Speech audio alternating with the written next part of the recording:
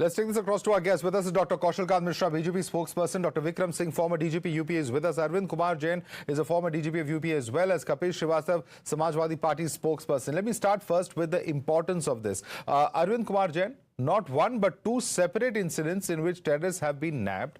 In one case, Mahakumbh is on the target. In another case, we are told Ram Navami is on the target. It's quite clear now that there is a pattern, and particularly in the state of UP, two terror plots simultaneously coming out is certainly a matter of great concern from the point of view of security.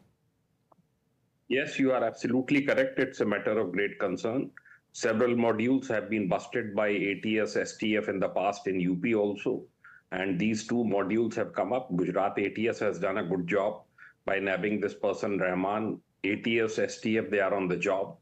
Whether it was he was planning a lone wolf attack or he has some associates also. Very soon we will have all the details. As far as this arrest is concerned,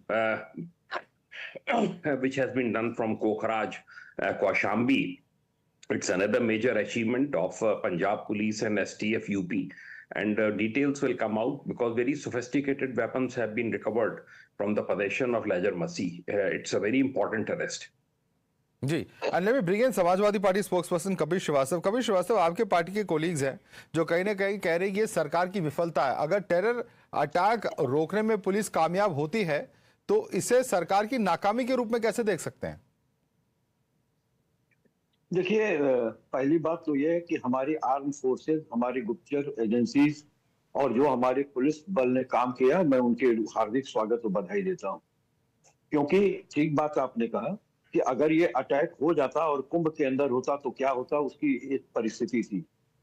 और ये अच्छी बात है कि नहीं हुआ, लेकिन इसमें कहीं दो राय नहीं है कि वो हमारी टेरिटरी के अंदर आ चुके थे, वो यहां तक पहुंच चुके थे.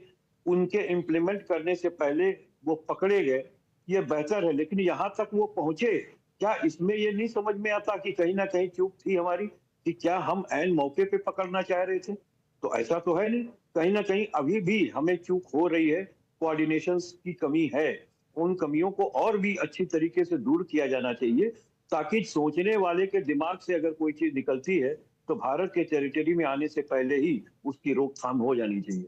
अगर ये घटना कहीं घट जाती तो आप सोचिए, जहां 67 करोड़ लोगों का जो है वो कुंभ में स्नान करने की बात सरकार कह रही है, फिर क्या होता? सर, घटना नहीं हुई वो अपने आप में बड़ी बात है, but anyway, since you asked the question of the BJP, Kaushalkant Mishra, would you like to respond to the SP spokesperson?